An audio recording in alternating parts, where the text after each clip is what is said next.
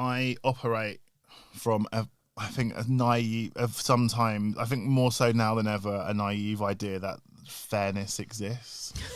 And I've spent a lot of time having to realise that, it's not always the case.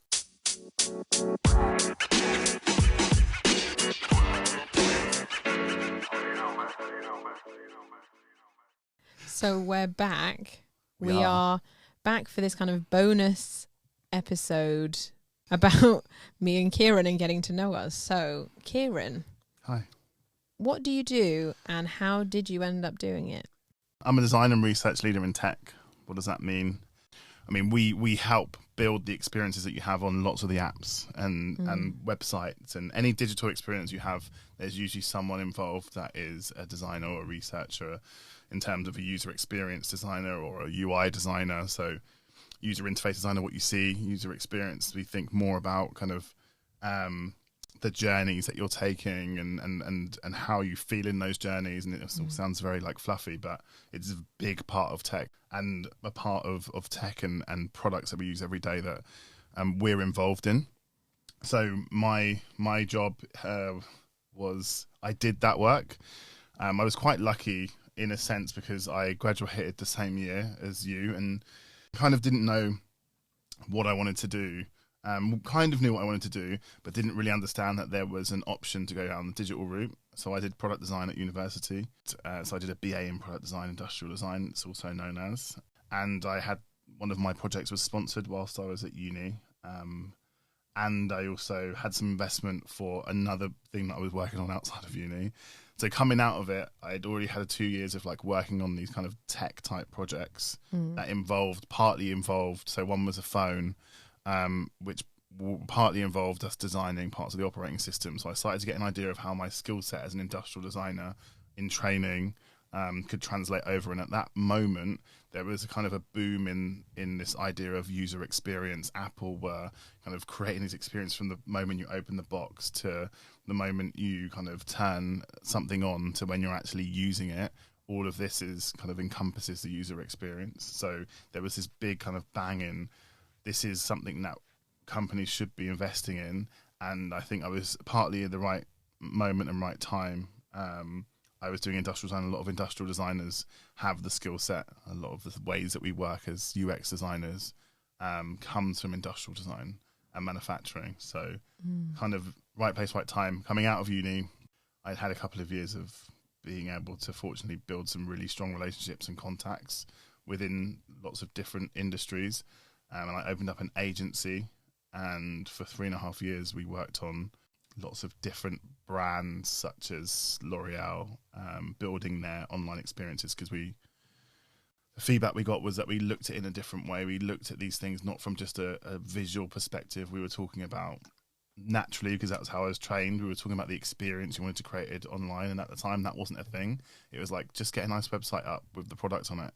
And we were talking about like, how could we prescribe someone a specific hair care product in store? How could we have, like, at the time QR codes were like a new thing. How could we have something that someone could scan? Could they do like a questionnaire that would then advise them for the things that they need? Like, what is the best product for them to choose? We were thinking about these things really differently. So I think brands at the time really liked it. We had a really good partner at the time, and which gave us access to brands such as like Estee Lauder and L'Oreal and some really big brands for like a agency, and being straight out of uni. So that's kind of how I first got into tech, and then an opportunity arose to kind of move from doing our own thing to moving into a marketing agency and building out, initially it was meant to be like an innovations team. Since then, I've kind of taken on leadership roles, mainly working in scaling teams and kind of scaling teams for success and building cultures where I really believe in ensuring that you build a culture that is the normal things that we've spoken about for this podcast, like inclusive, diverse, but really understands how you do it. What are the things that you can do to do that? And that's really what I focus most of my leadership. And I've been quite successful in kind of navigating a career of playing to my strengths in that area in terms of building teams. And what do you think prepared you for for what you do now? So I've always been very interested in how things work. So my mum always tells me a story of, I guess this was like very early on when they were kind of looking at psychometric tests with children, but maybe not as formalized. They used to look at how kids, in my nursery anyway, they used to look at how kids were playing with toys, and I had an obsession with like Lego and Connects, and the way that I was building things was indicating that I had a certain type of way of thinking from a creative perspective, but also from understanding just how things work and the concept of like proportions and things like that. And they told my mum this, and they said to her that, you know, he's potentially will be interested, but you have to feed that interest. But he's showing the signs of someone that would be interested in kind of a more technical pathway. Yeah, you were a kid who took things apart and put them back together. And yeah, and then sometimes couldn't put them back together. But yeah, I was always doing those things, and then that kind of slowly graduated to playing things like sim games. I loved games like Roller Coaster Tycoon, where you build your own theme park. I had an obsession with roller coasters. I loved theme parks. I loved roller coasters. Similar to maybe what you were saying, but in a different way, in terms of nothing ever felt big enough or custom enough for me. So like I'd have I remember I used to have my favorite car mat, and like I'd just be like, oh, this is like, it's so boring it being the same every day. So at one point, I don't remember when this happened, but that just kind of got thrown to the side. I remember how it happened. I started extending it. So I'd get A4 pieces of paper and I'd start extending the map. Right. And then that graduated to, actually, we don't need that little bit anymore. Let's get rid of that. And I would spend whole weekends drawing new car maps and villages and planning towns and like just doing things that I think, actually, when I think back to it, I was like maybe like 5 or 6 or 7. That's like quite. I think a lot of kids would just be quite happy with the car mat. Yeah, yes, I have no idea about children, but yeah, it's a kind of what feels like a unique way of operating, and it gives a huge insight, seemingly, into the work that you do now and how you approach that work. I think I always, and that's not to say people don't do the same thing in other aspects of their life, but the way that my brain works is always from kind of I always think I do try and I think I naturally just think, well, there's other ways to do this, or there's like okay, that's okay. Yeah, is this the best? Can we add to it? Can we make it better? Can we optimize it? Can we do more? Well, you've given an insight there a little bit into young Kieron. Yeah. Yeah. But can you tell me more about young Kieron and what he was like? So I think, you know, from kind of naturally at a very young age, having those kind of interests, and then that kind of graduating into things like architecture, engineering, website, all these things, my mum just then like not rammed it down my throat in a negative way, but she exposed me to all these things, including sports. I was very good at sports. I was an athlete growing up. I was a swimmer. My dad came to the UK when I think he was 14. My mum was born here. My parents split before I was born, so I never had that kind of idea of that unit with my dad. And I was brought up in the presence of like absolute queens when it comes to women. So my mum met my stepdad when I was 3, who was an extremely amazing male role model and figure in my life. But the biggest things in my life were very strong women. My sisters are 10 and 15 years older. So that's kind of the age at which you could babysit your sibling. Yeah. So I have that. So when I was saying it's similar for me, my eldest sibling was 15 when I was born. So she was like another mother figure. She's a teenager, yeah. She could, in theory, have been your mother. Yeah, for sure. And I think I know more now about the environment that I was born into. I was born into an environment of a family that is extremely strong. I think maybe some of the things that my parents have kind of gone through. So first of all, my nan, similar to your parents, and my nan is white and my granddad is black. My biological granddad, they couldn't be together because at the time in the 1950s, it was just not the done thing. You know, you don't have mixed relationships, and you definitely don't have mixed children, especially, and that's in London. I think sometimes people forget, like, that was the 1950s in London. It was still like, it was not acceptable to mix races. Well, there was like the colour bar, wasn't there? Yeah, exactly. So my nan was abandoned by her family, and then they, like, my mum's parents couldn't be together, but my nan met my step granddad, which we just knew as granddad, quite soon after. So I think maybe two or so years after, and them just being together was a problem. So, you know, I grew up in the presence of like all of that, well, of the learning from all of that trauma that has happened for all those people, and them kind of overcoming a lot of strife, and overcoming a lot of situations that when you hear played back is wild in our context now, which we've spoken about this before, that you probably can relate to given the environment that you were in. But some of the things that my mum witnessed and was like happened to her as a mixed race child, I think most people would struggle to comprehend how you continue with those things happening. And then my mum's like amazing. She's been through so much stuff, and I think that very much meant that when I came along, we're talking about, you know, we're in the late 80s, early 90s. The family had got used to functioning under so much dysfunction, in a way. And actually our normal, I didn't realise as a child, wasn't the normal for other people. We had a very blended family. By the age of 2, I had like a stepbrother with the same age. Like my parents lived in my parents and my stepdad and my mum lived in different houses. I lived with my middle sister, who was 10 years older than me. But for me, that was completely normal, and my mum didn't make it feel like it was any less normal than anything else. Like, I was very carefree, I think, as a child. I think I used to cry a lot because I was definitely. I've actually done a talk about this. I just remembered I did that at university. But I did a talk about being like empaths and encouraging young, especially children.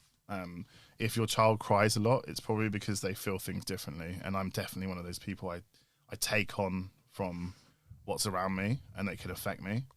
And I think as a child, I did that a lot. And I was in my mum used to work in quite a well-known community centre called Simba in West London. And it was a council-run organisation specifically for people from Afro-Caribbean heritage. So from that have moved to the country in the 50s or whenever. And in that environment, being a little baby crying all the time, I remember I have some memories of like being teased and stuff like that. So I think there was this like, my mum always did such an amazing job of empowering me, and she never made me feel bad for being sensitive.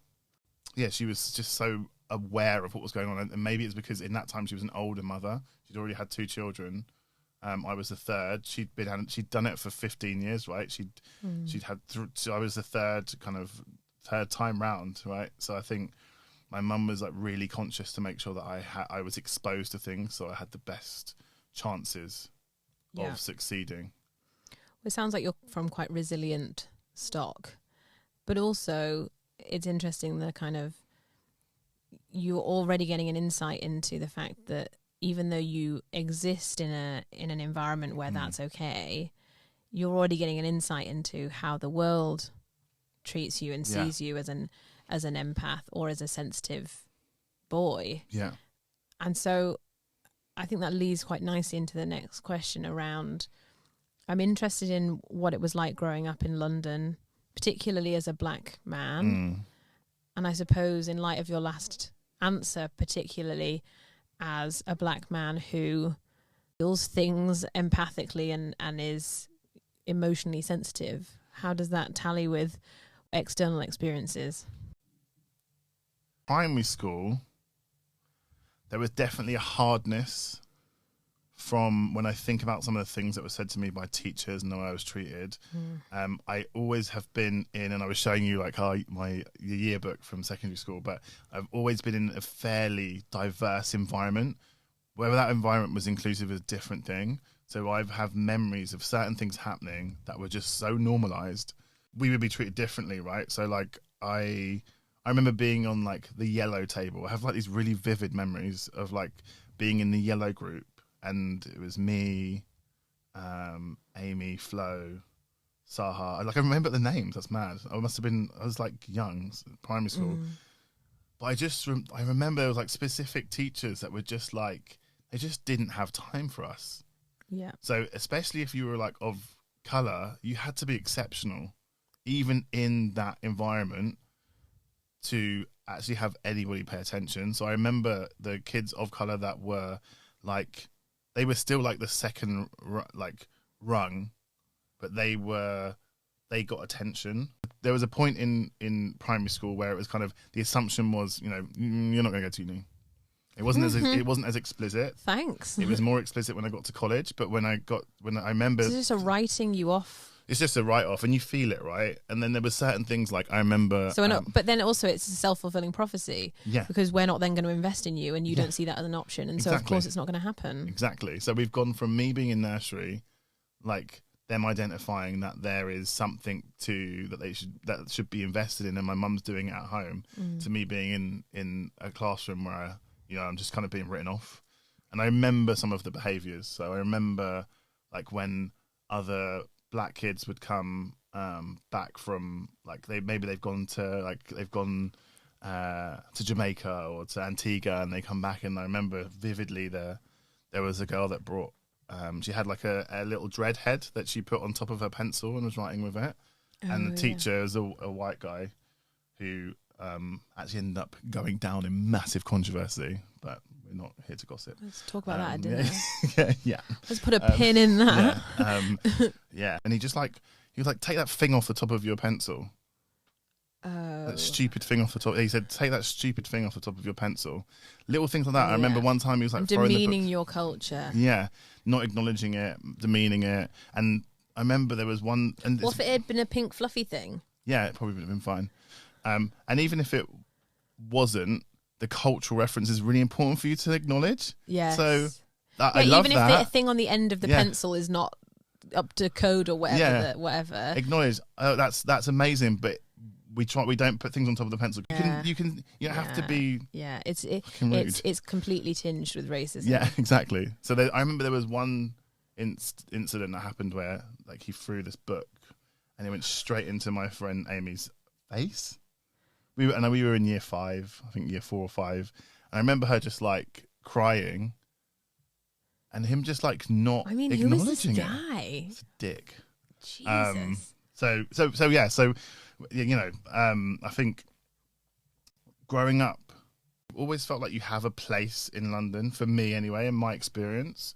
Yeah. But at the same time, I think because of the way that I was brought up, and I was in a mixed household, a very actually working class household. Yeah. My nan worked on the buses, and then she was head of security for a government organisation. She wasn't a spy, but she she was head of security for one of their buildings. But for me, I saw that as like, that was amazing, especially to see like a woman doing that, and all of these security guards that she was. I remember just being like in awe of like, my nan is the shit. Like I can go into this government building, and I just walk in, my nan lets me in, and she's the one telling everybody what they need to do. I remember just being so in awe of that. So I think there was also a not fitting in, so I don't think I spoke like I was expected to speak. I don't think, and I think that got worse the more education I got, if that makes sense. Not more education I got, but the more kind of I progressed in my educative career. Yeah. You learn. You're being taught how to speak in a certain way naturally around what you're doing. Like we were always talking and presenting our work. We were doing crits. We were learning how to debate. We were learning how to, defend our work and all that kind of stuff. And I think especially in secondary school, it was like a school of like, you expected to be a stereotype. So if you didn't fit into any of those boxes, you were like acting white, or you were gay, or you were like. Yeah. And then I think towards the end of secondary school, it started to confuse people because I was also an athlete. So I was also really strong. It's like, there's no box that we can put you in like, here. What? And then it kind of, everything quite changed, I think, near 9 onwards. But yeah, there was lots of assumptions, I think, made about me just because maybe the way I speak. So what's your biggest reality check been from the world of work? I operate from a I think a naive of sometimes, I think more so now than ever, a naive idea that fairness exists. And I've spent a lot of time having to realise that, you know, it's not always the case. So I think for me, that's been the biggest reality check when, you know, you see people failing upwards. It's like, damn. Like, ooh, yeah. It's like, wow. There's a lot of that. Like, I'm definitely, and I'm saying this from objectively, I'm definitely better on what I'm doing than you are. And that might sound big-headed, I don't care. But you're like, I'm definitely getting the results. You can see I'm getting the results. But it doesn't make you feel better, though. No, it makes you feel like shit. Because you're like, I'm definitely more impressive than you. I'm definitely doing better work than you. I'm definitely should be higher paid than you, but I'm not. And so that creates oh, those things aren't the measures then. Yeah. I'm definitely clearing up your mess. Yeah. Like, what is going on here? Yeah. And you know, even if I think a lot of the time I'm disappointed because I'm what it really comes down to, having grown up in an environment that's always been very compassionate and being more of an empath. I'm always like, I try to be aware of the impact my actions have on other people and acknowledge when other people are a part of my success or progression. And when you see people just like ripping through the workplace and not having to, and actually succeeding by not doing that, taking the credit, it just really pisses me off. And I think the first time that happened was something that I worked on many companies ago, and it had seen some of the biggest uplifts in conversion. And I sat in, that person asked me for all of the visuals from that, and it was all like, I was the one that instigated it, did designs for it, and they sat in an all hands and said, this is what me and my team, as in, because I wasn't in the same team, I did work for them, this is what, and thanked everybody in the team and just didn't acknowledge that I was a part of that. And it was one of the biggest jumps in conversion they'd seen to date. They were usually talking about like 0.25. This was like a 9-10% increase. And it's also like the message that kind of thing gives you is like, if I want to have more of an abundance mindset, more of a community-based mindset, more of a let's give credit to everyone in the team who worked on this, and I have to work with people who take the credit for themselves, that dynamic between the two things doesn't work. It's like, if I say to you, Kieron, there's just a buffet of, there's more than enough food to go around, like, let's all just whatever, and you come in and go, I'm going to take as much of this as I possibly can. It's like, oh no, that creates a dynamic where everyone goes, oh shit, are we grabbing food? Okay, and then we grab. And then we're like, it encourages weird behaviours. It creates a culture in which everyone, even against their better judgment, then follows the lead on that. Yeah. And so it shifts culture. It's not just like you're this way and I'm that way. Yeah, exactly. So for me, that was probably the biggest reality check, that, you know, old habits die hard even in the face of complete opposition. So people are going to act that way even if everybody, like, it's hard coded. And I was talking earlier about kind of structural, those structural things that create that. But I guess it's a product of growing up in lots of cultures that reward that and make you think that it is all political. So it's going to be dog eat dog out there. So I'm going to have to preemptively. Yeah. It's all these films, all these video games. I'm joking. But yeah, it's what's seen as the way to be successful. Yeah. Dog eat dog. And actually it feels like at the moment we're kind of having a bit of a reset of that. I hope so. Massively. On a more positive note, what's the most generous thing you think you've ever done, and what's the most generous thing anyone's ever done for you? So this is a hard question. so I try, and this is not trying to avoid the question, I do genuinely, and maybe it's something you can attest to, I don't know, you could say, actually, Kieron, that's absolute bullshit, you're horrible. I try and operate from a place of like just generosity. Like I'm open to giving my time. I try and be fair with everything. I'll make hard decisions if I have to. I'll always try and be compassionate. nobody's perfect, so I'm sure there's times where I'm like, I haven't got the energy to be generous right now, so I'm just gonna like go away, or I can't do that right now. But I actually think, yeah, your answer actually reminded me. So things that I just think of like are normal, like for me, mentoring and things like that is just normal. And actually, I feel like I gain a lot from that. So I don't necessarily see it as being generous. So actually, I'm going to copy your answer. And actually, the people that I mentor and using my time in that way, I think I'm deliberately generous in that way now, and I'm very selective now of who I give that type of time to, because I think it's important that who I am as a person and the way I operate is part of that value that I bring, similar to I guess the work that you're doing in your company. So I think that's probably where I'm the most generous I can think of right now. And then what's the most generous thing someone's done for me?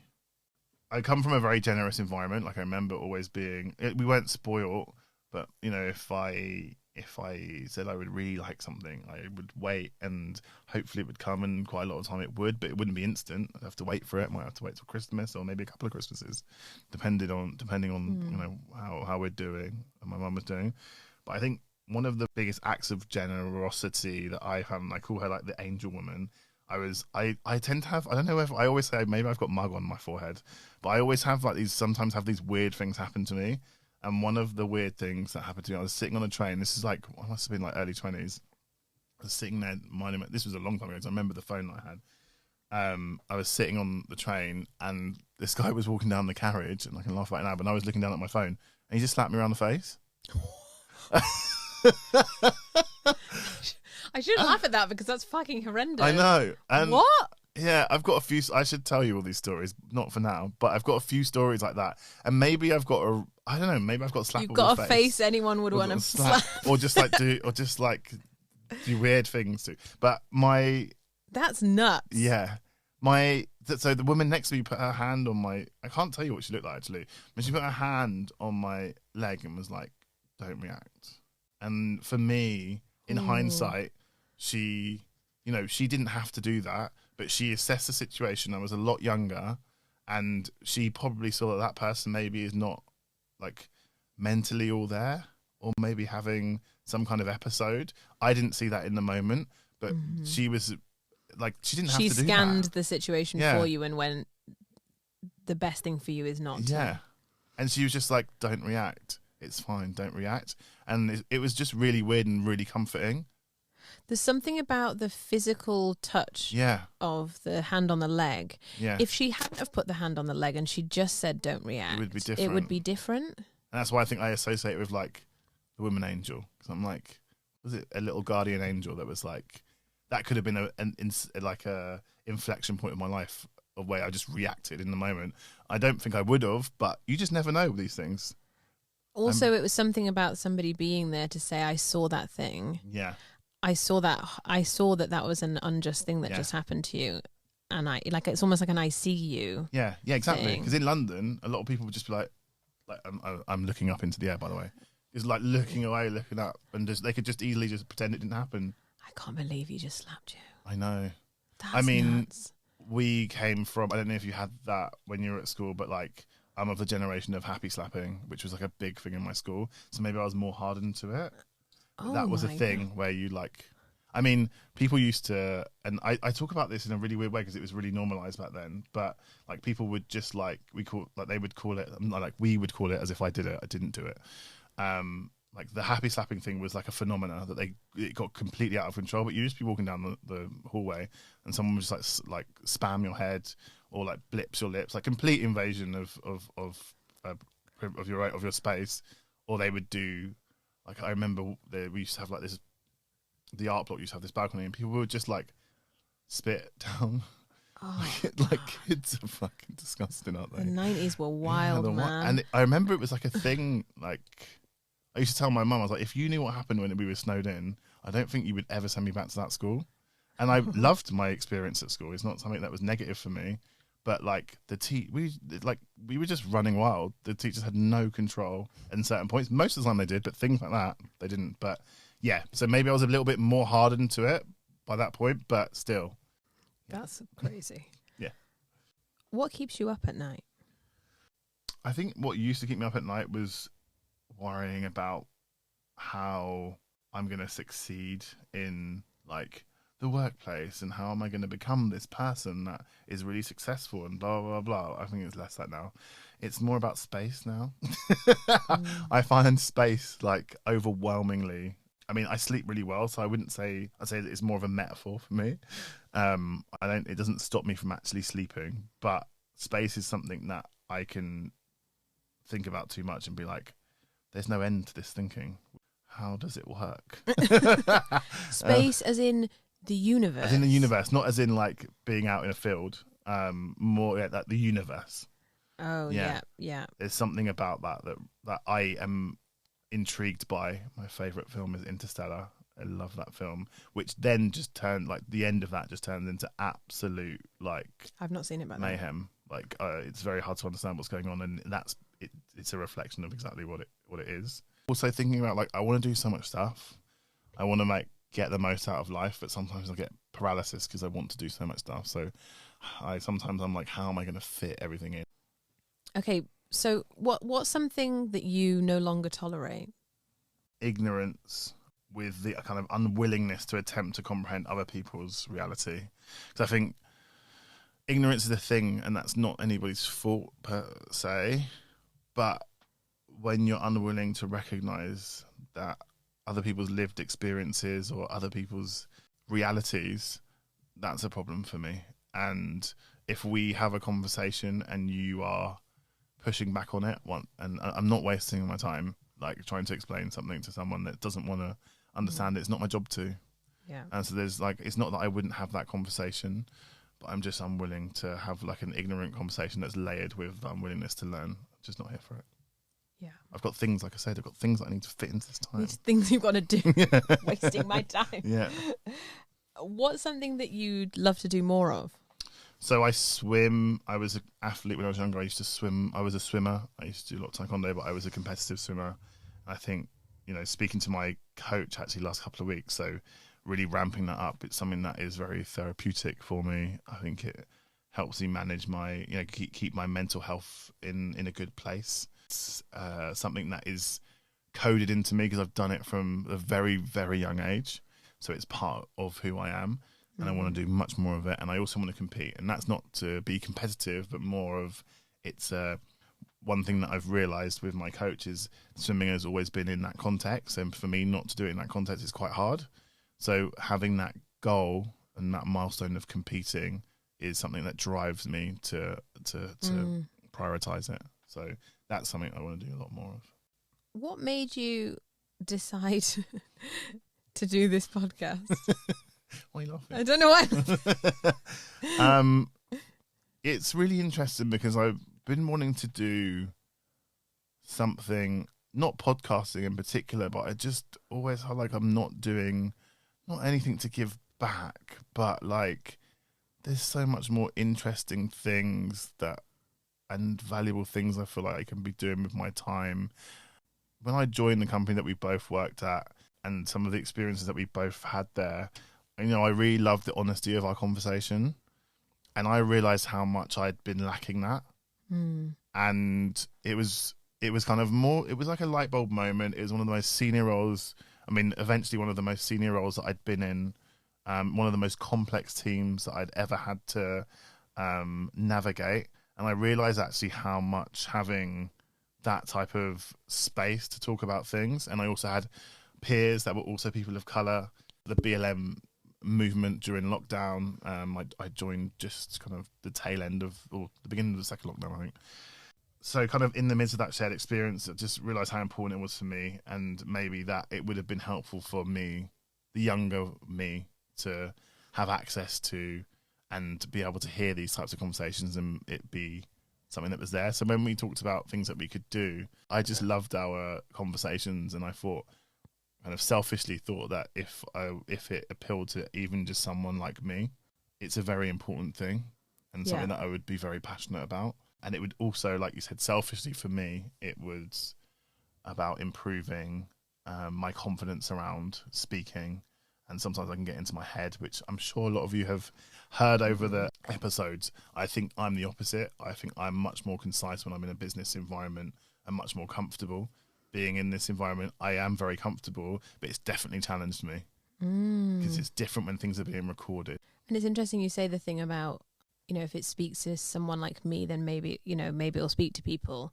I'm always interested in that thing that this often applies to kind of artists. So like, let's say musical artists, that sometimes when they go into the most tailored to them form of expression, or like they write a song that's deeply personal, there's this kind of irony of like the more authentic and personal you make something, the more it speaks to more people. Yeah. And so I think that's like a philosophy almost that we've tried to bring in here of like, if this would speak to me, even if that feels very niche, maybe actually it would speak to quite a few people. Yeah. And actually it's been very cathartic. Like, I think that was something I realized immediately our first episode. I was like, whoa, like, I don't know why that feels like there's a bit of a weight lifted. Yeah. It's an interesting medium for that, I think. Yeah. You kind of touched on this in your answer to the last question, but finally, what have you learnt about yourself this season? No. Loads. I do a lot of like affirmation when people are speaking, and I say a lot. Both realise how much we say Yeah. And I think it's partly learned because it's something that, you know, that you learn in coaching to acknowledge, and it's a way of acknowledging, and I do it naturally when I'm listening, but it doesn't translate very well to radio, you know. So that's one thing. I also learned from a conversation that we had. I mean, I've learned a lot during all the different topics that we've covered, but for me, about queer spaces is one of the things that stands out for me, is realizing that I think I do identify more as queer now. I wouldn't say that was something that I did going in, because I just didn't. I don't think you broke down, and we had that conversation, and it broke it down in such a way that I was like, shit, that's me.